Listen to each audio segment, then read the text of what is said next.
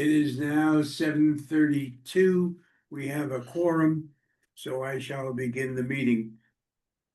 I welcome you all. Let's see if I can make this a little better. So, first item is roll call.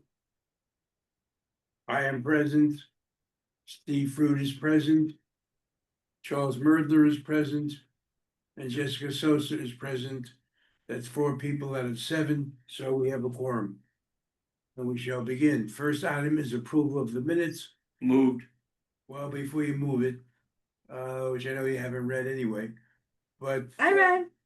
Steve did make a number of corrections, suggestions, offers. And so the minutes we're approving are the minutes that were amended as per Steve. And they're up there. I shared it with you when I sent out to the extended agenda. But I don't know if you had a chance to read the updated one.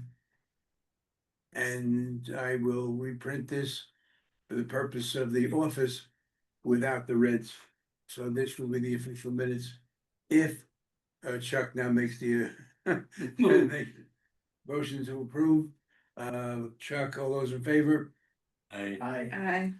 All right, unanimous. Sylvia's in the waiting room. Do what? Sylvia, she's in the waiting room. Oh, okay, now we have one more then, or 2 more then. Chairperson's report, just to mention the November ballot. I was surprised that it didn't swamp. It was actually in the 58% area that the 3 items passed. 58-42, all 3 pretty much. Yeah, so if there had been appropriate, allowable lobbying being done, who knows what might have happened. So as I said, I was surprised to see only 58. I thought it would swamp. Because the issue we have in the first place, the issue we have in the first place is the inability for us to lobby in any way. Didn't stop those who were in favor of it from lobbying. So I find that And that's distressing. need to know a couple of very quick personality items. The former chairman of CPC under de Blasio at one point shows up in many administrations. Name is Carl Boyce. He's a very smart guy. And he moves between the far left to the left of Bandami, all the way over to de Blasio, okay? He was the guiding light for the resolutions 2, 3, and 4. He is a partner. When he's in government, he's out. When he's out of government, he's back in a company called HR&A. HR&A is a quote consultant to the real estate industry and not to the major players, the real estate industry, in terms of what it can do and cannot do. It is typical of those kind of folks that are all over the place. If you see the names of 1 or 2 of them, you know where this thing is going. If you see Kathy Wild from the Times Square Improvement or whatever the hell she is with now, you know that that's the real estate board. And that has been the fact for at least 12 to 15 years. It's not good. Are you, sorry, Chuck, you're referencing some kind of conflict of interest? Correct. I'm just saying a discussion on conflict of interest. The other aspect of this thing is really troublesome to me, just so you know. Julie and I had a quick chat about it. If you combine what City of Yes approved, coupled with what has been approved now, you have the specter of absolute. What is something blockbusting kind of approach. If I purchase the backyard in North Rudell of 4 or 5 houses, I can then achieve the following thing. One, I do a zoning lot merger, which you wouldn't find out until it's too late. Two, I abolish all the side yards and all the boundaries that are required in a single building. And even though I have less space that way, it all goes for a different count. And I will wind up, but for the fact that that area is part of the approach to LaGuardia, a height of somewhere between 4 to 6 stories. That is an exceptionally dangerous circumstance for this area. And so I'm going to be pushing Eric to restore this requirement that we once had, that the community boards have to be notified in advance of zoning lot mergers. By the way, I was present at that conversation you had. But you should notify all the members, council members, because it affects definitely, well, it's affecting It Kingsbridge is now. really going to have an incredibly, I'll give you an example. You were on Tube this morning when we were talking to the developer who's developing affordable housing without unanimous support in the parking lot behind the post office. All right? Really? And there's a problem there about it being at one point a Indian burial ground or some other protected. Post office on Riverdale Avenue. Yeah. Up Northern Riverdale. Perhaps unknown, that's the key. The fact is, there were a couple of events in that conversation that were very important. One, the developer is not somebody, I've run check on, is not somebody particularly well known. He may be terrific, he may not be. He's one of a group of developers who come into the area recently, including your friends from up in the amalgamated area, Van Cortlandt Village. That tells me we're targeted. Okay? Second thing that it tells me, and that's going on now, is there is going to be a major concern. Won't take long. But people saying, should I sell or not sell? And I'm hearing that too. And I have to be frank and tell you, I started looking a few months ago. I'm dead serious. Why? Forgive me, but this is something that I have a partner, had a partner, became a United States District Court judge in the Eastern District of New York, Brooklyn, Queens, Long Island. He is one of the most accomplished judges in getting rid of cases 1, 2, 3. He goes into his courtroom at 8 o'clock in the morning, goes on the computer, sees every case that was filed the day before. He dismisses about a third of them because they're just not alleging sufficient jurisdiction. All right. He tried the guy who went to jail for the narcotic stuff.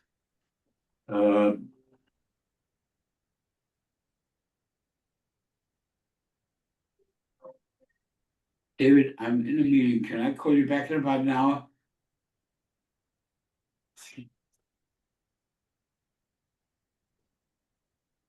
Okay, bye. He is now he sold his home in Brooklyn Heights. He lives in Delray, Florida. Comes up 4 days, 5 days a month to get rid of the trials, Aldo, or whatever he has. The rest of the time, everything's on the boob tube, virtual. Is he senior? Nope. And he has consent. Wow, I'm surprised. Why? Because he has estimated that his estate, and he has an autistic child, his estate is 50% less taxed moving to Florida than here in New York. This is not a good situation because you're gonna have even more tax now Allegedly. if he gets a state approval. I apologize. It's just been on my mind to alert everybody here that we've got some really heavy problems. And the last one is, what's the sense of community boards when you can't have say anything anymore?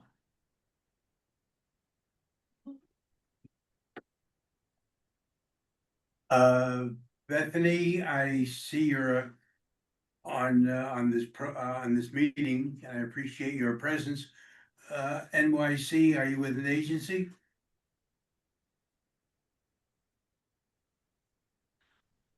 You have to unmute if you're still there.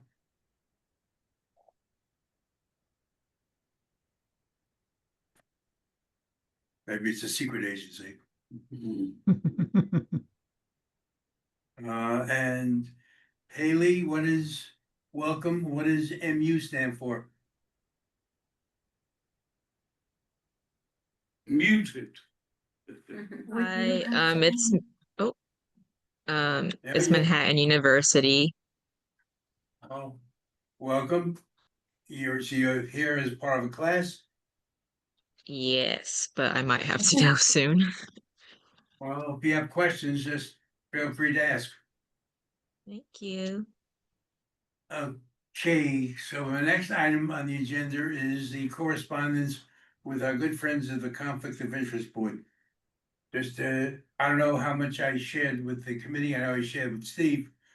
Laura felt she might have a conflict, but didn't think she did when she contacted COIB and expressed that she is a resident and a homeowner, or co-op owner, whatever she is, and that housing just south of the Russian mission.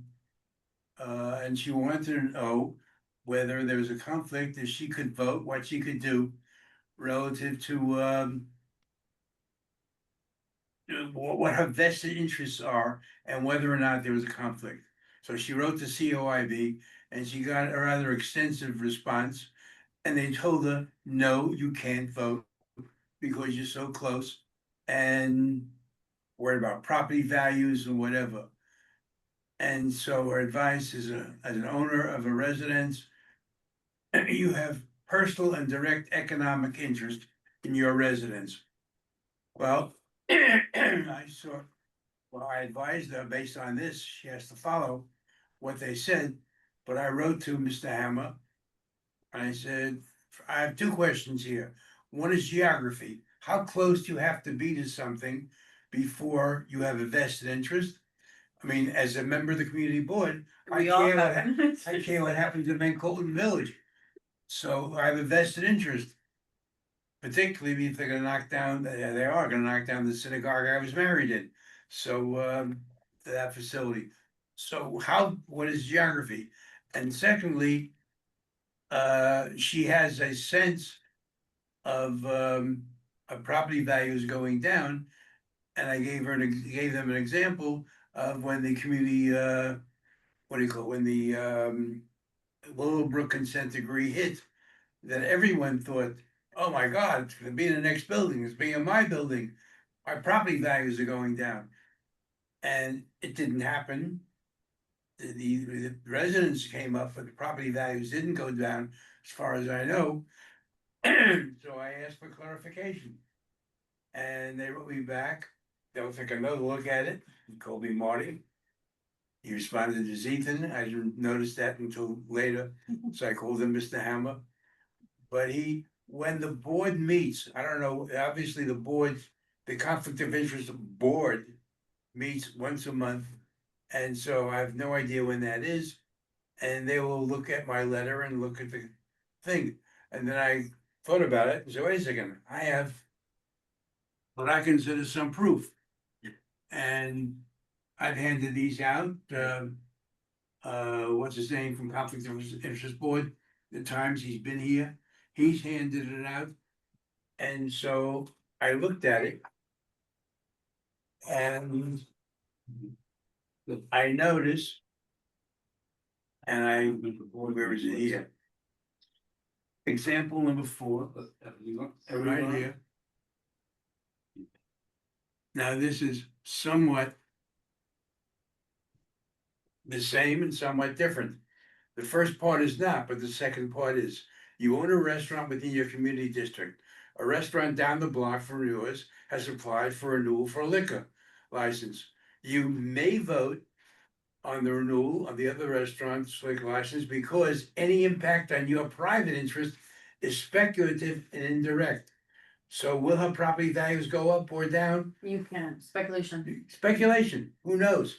And quite frankly, we're talking about 3 months of the year and we're talking at night. If she sells her property, I doubt she's selling it during the night. And I also don't know whether it's a 3 months, so there should be no impact.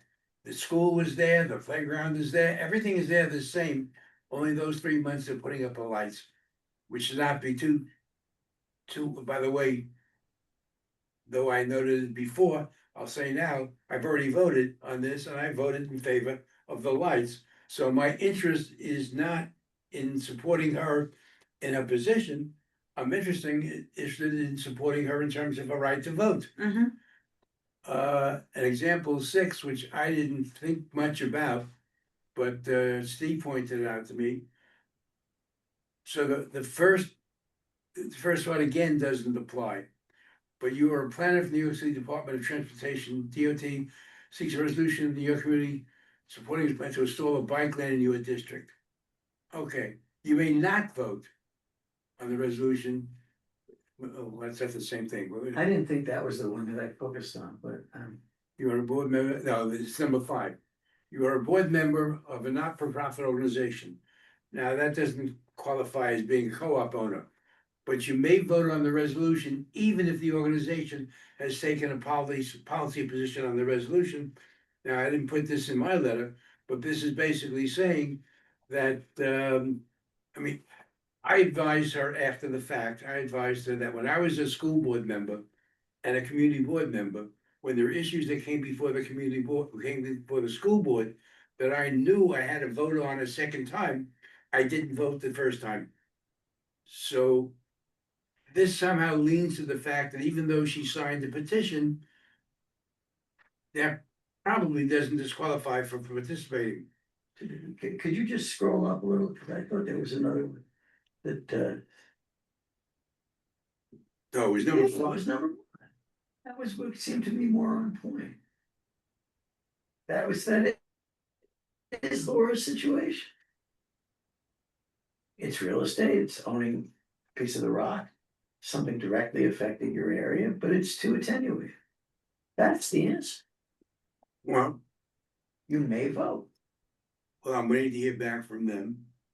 And my fear is after they write them again, because I'm not gonna be happy with their answer. Yeah, But no, I have, based on this document, I have, in fact, the last orientation, I specifically said, my sister owns a building across the street. Right. And she wants to do X or Y. Does that impact me? The answer is yes, because it's family. Right. But if John Doe wants to build something across the street, well, that's not the same thing. Mm. But so I think she was incorrectly advised that she could not vote. The result was it made no difference. It passed overwhelmingly. And so that's where we are with this situation. I'm awaiting. I just want to keep you up to date on what was going on here. I'm glad you pointed out. No, I thought specifically you said number 5, No, 1. but number 1 makes far more sense and you were right. Okay, and the question of geography, how close do I have to be? that's a great question. Mm-hmm. And again, I think this issue was settled long ago. Everyone has a vested interest. If the building next to me, if the homeowner next to me wants to do X, Y, or Z. It requires a zoning change, and I don't want it to happen, am I allowed to vote?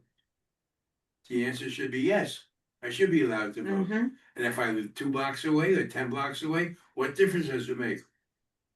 So we'll see what kind of response I get, if any. Yeah. I think they just. Additionally, we don't even know what the project is even gonna look like. I just like I asked, okay, you know, being that a lot of the opposition is based on the lights hitting people's houses and that being uncomfortable, is there gonna, you know, if it's gonna be a capital project, that means that there's gonna be money allocated not just to the lamps, but also to the maintenance and power of the lamps, to any kind of shade screens that they can add, the fencing can be updated. So it goes back to feed the speculation, like we don't actually know what the project's gonna look like. Well, they say it's modern lights and they shine down, they don't shine out. But we don't have any plans for the project. We have It's nothing. literally, the idea is just a bunch of kids the Little League wants to play in the fall and it's too dark. But this is the only time anyone's gonna vote on it, that's. Right, so we're voting on kids getting lights, but we're not voting on an actual project plan. But they know there's commotion, they know that there's more activity, they know that there's more noise, and they know that there's more light. Right, but what if we just build an indoor stadium for them, right? Like, you know, like that's what I'm saying. We don't know what the project's gonna be. Like, if anything, it could be, you know, a soundproof indoor stadium because somebody wanted to donate it for it and didn't want to piss anybody off. You know what I'm saying? That's It's like not we what's don't on the know. boards. Yeah, that's not what's on the boards. They've already done the investigation. They know the kind of lighting that the city puts in here, and you know, they know what time it's gonna go off. All of it. They do know a lot, because it's been done elsewhere. Okay, but going back to the, you know, like for Laura not to be able to vote and not having a project plan, so that's actually being voted on. I think it's out of pocket. The issue to her may be, well, it happens, the issue is the parking, but whatever happens in the fall happens in the spring anyway. So it's, It was more than it was parking, it was the noise, it was you know, again, yeah. I don't wanna discuss the issue. Yeah, okay. Update on the resolution to amend the bylaws. It passed the first month, that was last month. On Thursday night, it'll be on the agenda again, and I presume both resolutions will pass, both amendments will pass. Now, the issue, it came up at the exec, and they rolled back here. Are they proceeding in tandem, both amendments? Both proposed amendments are proceeding on the same schedule. In other words, Yeah. they've only been both voted once. Both of them voted Okay, on once. Got it. Where am I here? Suggested amendment. Notwithstanding, this would. Key term here is, come on, where is it? I should have underlined. Which I usually do.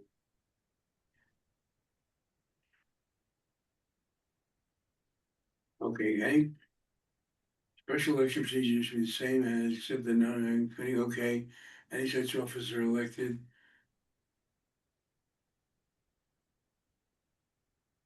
I'm missing the point. Come on, I'll tell you what the point is, but I'm missing the sentence. The issue is here, it says. Notice shall be given of the vacancy. Where am I missing it? Let me see if I can cheat. It may be a different section we're not amending, Marty. No, it's No? here. I know it's here. Vacancy, there it is. Okay, vacancy, I did, I highlighted it, and I missed it. Oh, of course, I was looking at the other one, the early one, rather than the. Never mind. Oh, this is the old section. Yeah, well, the issue here, here's a new section, B. Upon the occurrence of vacancies,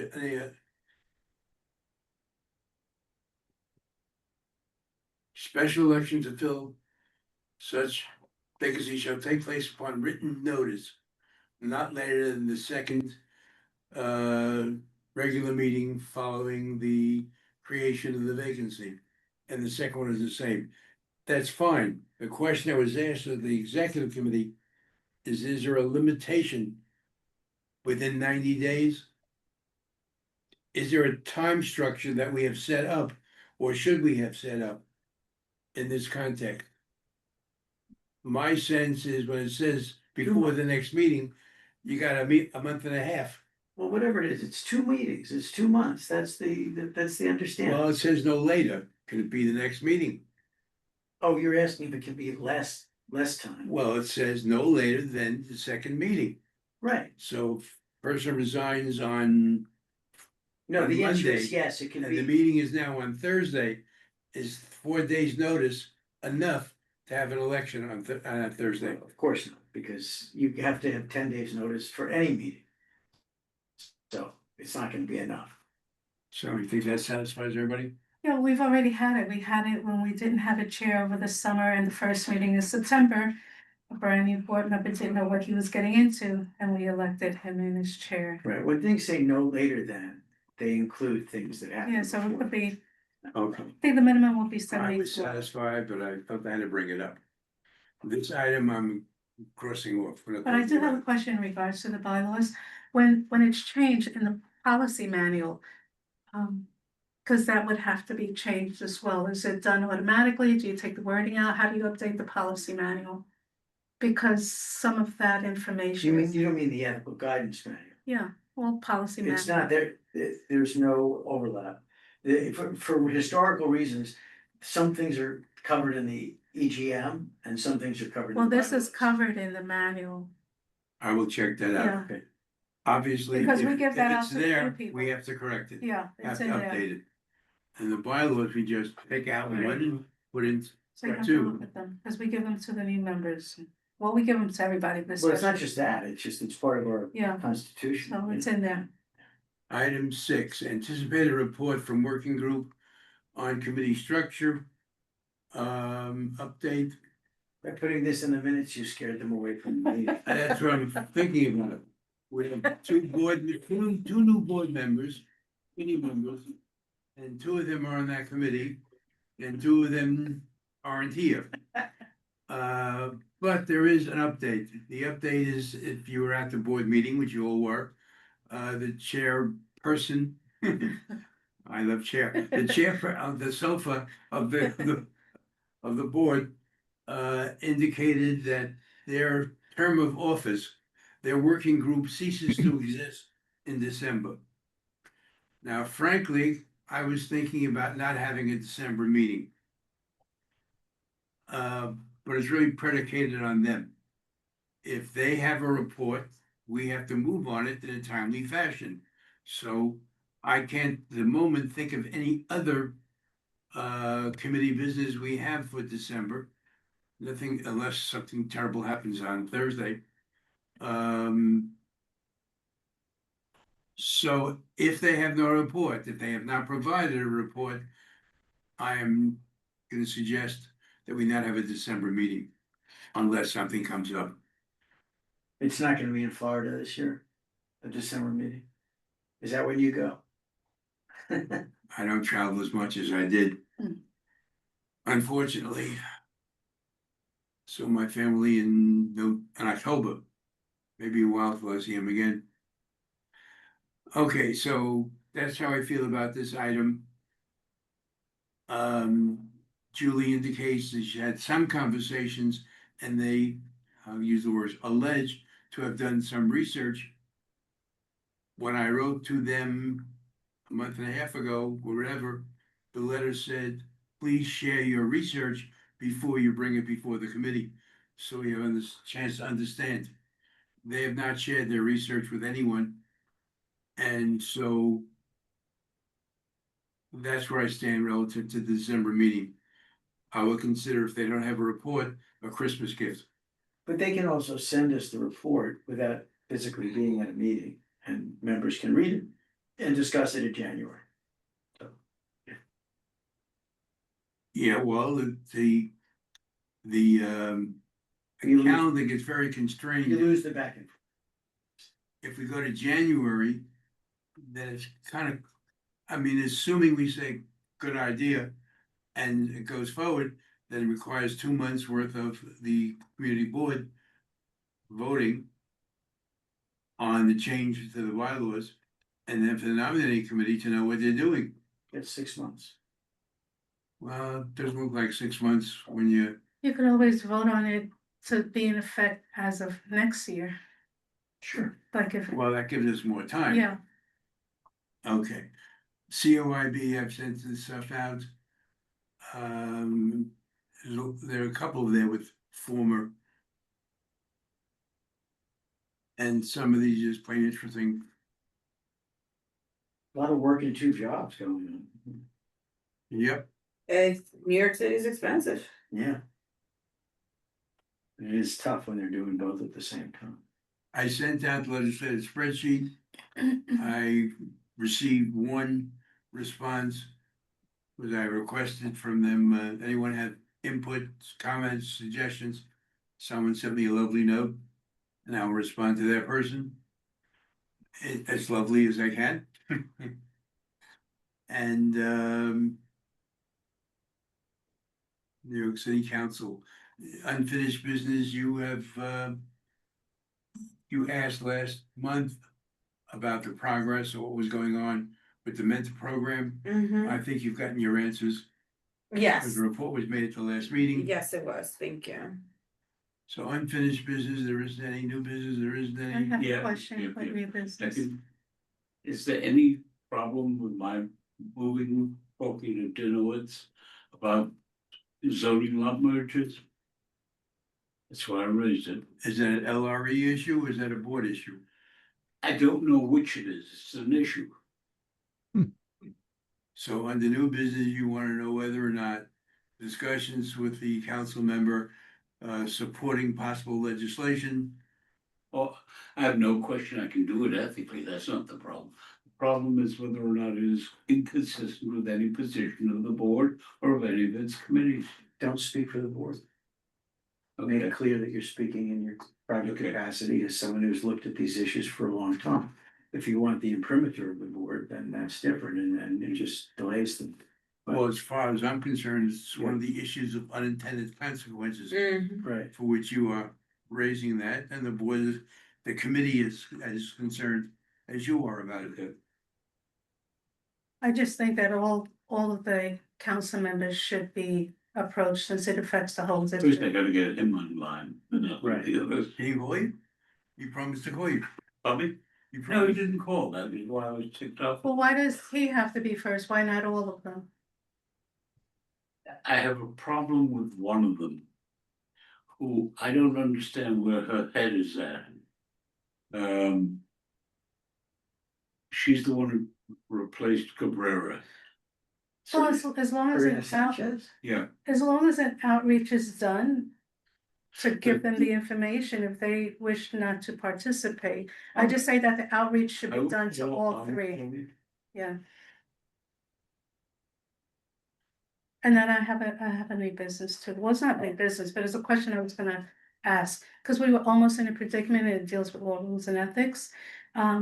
We passed the budget last time in June, right, for 2027, and then we had the public hearing. You mean the recommendations, not our own internal budget for the community board? No, for the The 4-year, the budget priorities, recommendations, right. The priorities. So we passed it in June as a board. And then in October, last month, we had the public hearing on the same budget that we passed in June.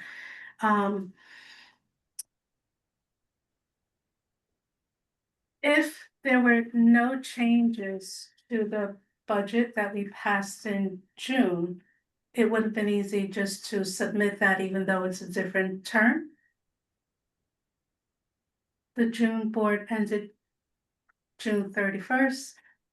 And then thankfully there was a change to the budget, so we had another I vote. don't really follow, I don't know the timelines for that. Yeah.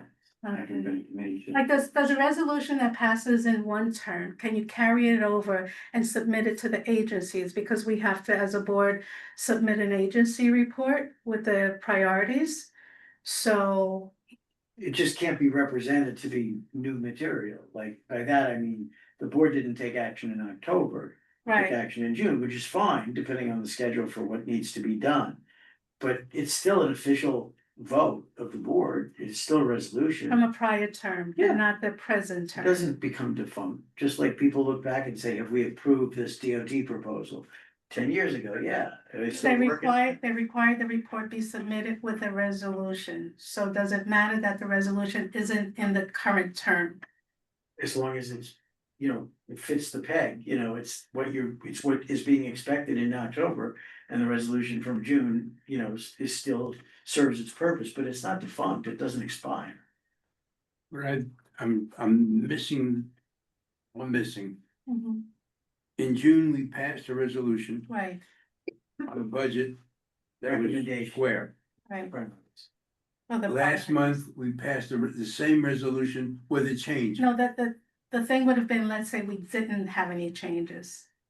Because thankfully we did, If so you we got to didn't vote have on any it. changes, then The prior it terms, carries over. Okay. There's nothing wrong with that. okay. But if there was a change, Oh, we did, thankfully we had quorum. That's the issue. That was the problem. That was the issue. If we didn't have quorum. Well, let's say there was no change. And we didn't have quorum.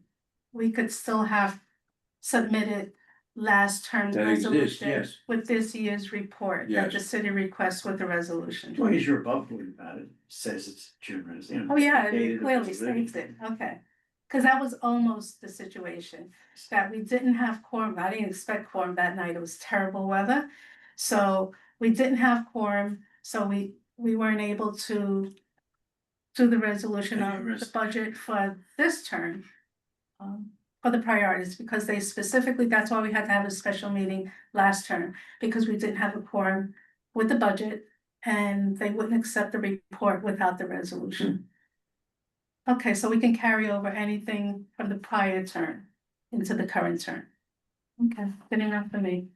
And then my recommendation would be never have a budget hearing in October again. Just in case you don't have quorum and you didn't pass the resolution. are there any other new business? We can do all report, something else after this. Sure, I know we had a clarity, but I kind of got bunched into the emails about, a resolution passing in a committee, but not being presented in the executive committee or not being presented by the full board, and whether or not there is a duty of, hey, anything that passes in the committee, whether or not it's gonna be amended or what, I'm still kind of little muddy with that process and I think where we You know. came out was that the chair of the committee has discretion. So, and that's at least the way historically we work. Chair of the committee comes to the exec with a resolution committee has passed. Exec raises questions whether it's, it would be better if it went back and the committee did more work on it, or don't submit it this time, submit it next month, that kind of thing. I think by custom, I don't know what Robert's rules has to say about it, but by custom, the chair has discretion in terms of the timing or bringing it back. And otherwise, exec doesn't fulfill the same practical function as a filter. Well, under Robert's rules. Once a resolution hits the board, it's no longer belongs to the maker of the resolution. It belongs to the board. When does it hit the board? Well, that's just it. You're talking about the exec where we vet things and Yeah. sometimes send them home. It Right. hasn't hit the board. The following weekday, whatever, the board meets and the resolution is made, and then he says, I want to withdraw it. Technically, under Robert's rules, I don't know that chair has the right to withdraw it because the resolution belongs to the board now. It may have something to do with when the agenda comes out. But of course, our agenda is not that specific. And we're kind of loose on that. Yeah. But the issue is, once you've made a resolution, well, if a committee makes a resolution, voted and passed. Yeah. voted and passed, and it comes to the board, it doesn't require a second. Right. It automatically is accepted as an item to vote on. So if what we have done, quite frankly, and well, there are some things that are assumed even though they aren't said. So resolution gonna be for, and I made the resolution and I see person after person poking holes in it. And I'm saying to myself, this is not going the direction we wanted to, I want to withdraw it. Now, when I say I want to withdraw it, nobody complains. But in effect, you probably need a motion You're on the getting in floor the way of the. to committee. withdraw. The night of, I see, at the board meeting. I see what you're saying. So there are things that we are on target with Robert's rules, but Robert's rules don't always apply. There are lots of Right. cases in Robert's rules that are overridden by the city charter. George. So. And when it comes to Robert's rules, I think it's nice reading. I don't necessarily think that we have to be. Tie someone's arm up because they violated Robert's rules. Roberts is long since gone, and his pamphlet was so big, and now it's an industry. So, so did that respond to your question, or did we totally miss it? There's a lot of custom and practice, and that's really, I think, because we use exec as a filter. And so it sounds like even though technically, once a committee passes a resolution, it sort of jumps to the board as a practical matter. It often gets We- wordsmithed or returned. At the discretion of the chair. So that, It muddied it less. Yeah, we'll figure it out. You wanna know how the committee chair doesn't have the right to not ever present it, they can take it back to committee. Right, like Yeah. I would, yeah, I You feel wanna like know, can I I'd be hold on to it concerned, right, forever or and not put it out? And the exactly. safety valve there is that anyone can move to amend the agenda to include a resolution that someone doesn't want to otherwise, carry in. I think that's probably Yeah. the safety. And that's the valve. format that, there's, at least I don't personally have practice on, or, my committee is still, is kind of fresh for the most part, Which in committee? housing. Right, so it's just like, okay, like, how do we wanna deal with it, right, without, granted, we all kind of agree, we just want it to be short and sweet at the meeting, and like, we wanna make it look nice and sound nice, and, and maybe that doesn't even matter, right, so, are we delaying kind of like, are we delaying a resolution from, being seen by the full board because we want it to be written, better, or. Happens all the time. Okay. I mean, sometimes it's a time constraint. There's If- that, If we're yeah. not discussing it now and getting a vote now, by the time we come back, it'll be over. Right. So that's a whole different issue, but as I recall, and I don't know all the details, the issue was the committee passed a resolution, Mhm. or there wasn't a quorum Piece of when they first legislation. passed the Reporting a resolution. piece of The legislation. the committee passed a resolution, there is no urgency per se, But there was no quorum, and there was quorum, was a quorum, Yeah. okay. yeah. But then and- there's some wordsmithing that was done. Yeah, afterwards. there's wordsmithing that we wanna get done, we just haven't gotten around to it. Okay, And then the next time we met, it was like, oh, this is still open, so it's just like, oh, now we have to wait another month, right? So it's just like, is that too long? so And then obviously it was the the- chair, I'm sorry, can I obviously, just the- add one thing? one other thing now, obviously the chair withdrew the resolution and never came before the exec, Mm, never came before the board. mhm. So I wanna come back to that. I don't think it ever came, because you're told the wording that was changed, that's when it was just the two of you at the meeting, then the wording was changed after the meeting. And that if the question was, because of the way that it was worded, it changed the resolution completely. That was, I remember, this, because this is very recent, it was because of the wording, how the wording was put, it changed the whole resolution, so then what do? So then do you hold on to the old resolution and just bring a new one to the floor? Or is it Because two it wasn't different just resolutions? wordsmithing, Mhm. it was a change in the whole Well, if it's resolution. time pressure, then, Yeah. you could just amend it on the floor, from the Yeah. floor, right? And if not, take it back to committee, Yeah. and get it done. Yeah, Or the chair of the committee could have said, from the floor, I'd like to make a motion, it becomes their motion, Mm, requiring a second. mhm. And if the committee could be polled, is this your resolution? And they say, no, that's not what we intended, Mm. then it could be dead, it could still be a vote by the board. You probably won't find that in Robert's rule. You felt, Holding. I said consensus. Yeah, Okay, I think we, just need practice, Alright, how things are done. so there being no further business, Steve, I thank you for Chuck, did you have something? coming in. The being of business, let me just give you another piece of it. So Hold on, please, then. when you get a rare opportunity to get members of the board who have been have long been active, to talk to them so that they know what's going on, that's important. We have at least two significant land use, racial religious issues popping up. Just so you know. They're not public yet, but they will be. They are now. Everybody better get ready, because I'd rather avoid having this become something that's hidden. You picked up the first one, which is the synagogue going in the middle of a residential area on Arlington Avenue. 2 houses, well financed, gonna happen. They've been hiding from me now for the past Did you month. say hiding from you?